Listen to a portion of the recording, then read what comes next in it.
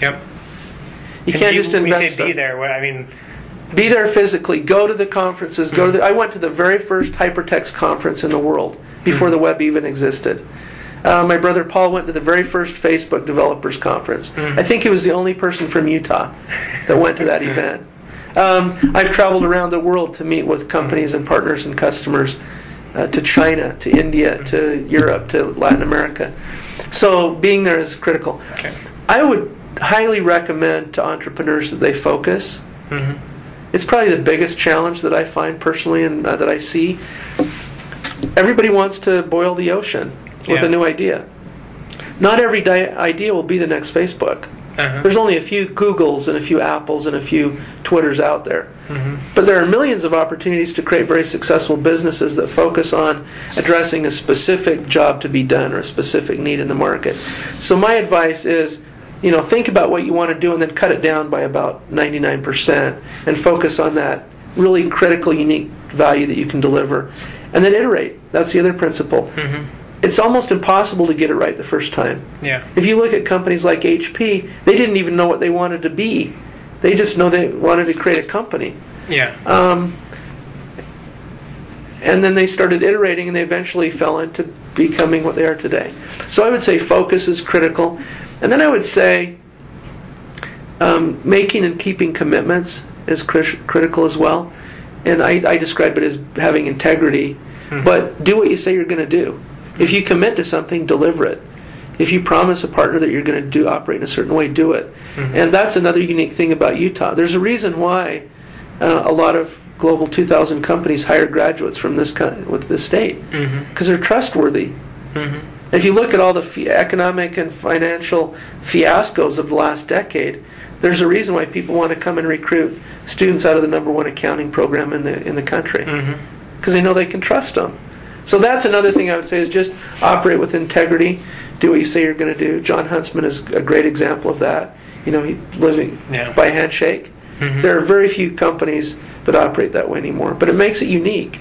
And so if Utah can become known for that, or remain known for that, for wanting to innovate, wanting to make a difference in the world, and having integrity, being trustworthy, combined with a great quality of life in a place that kind of engenders a desire to innovate, and I think that's a great thing. Excellent. Well, I appreciate your time and and if there's any questions that come up as you put the transcript together, don't hesitate to call me back. Okay. I would like to make sure that we can talk about BYU Idaho's work, because I don't know how public it is. I'll ping them today and give you an answer back. It's a great example of innovation that's happening here that's now reaching Ghana and soon to reach the world, right? When I don't know if you can say this, but when do they plan to, launch that? I just need to find out when it's going to go public. It started in January in Ghana, and it's planned to expand beyond that. But I just don't want to say anything without their permission. You're so absolutely fine. I'll check that one.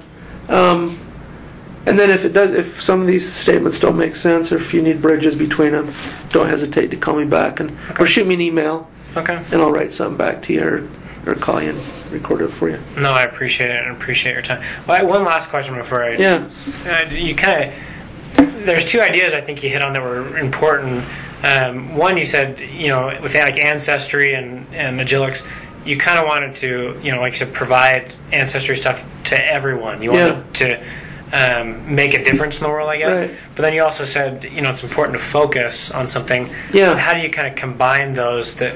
that's a great question. To change the world, but not to boil the ocean, like you said. Right. So let's take Ancestry first. And as an example, we wanted to provide useful family history information to anybody, anywhere that could get access to it.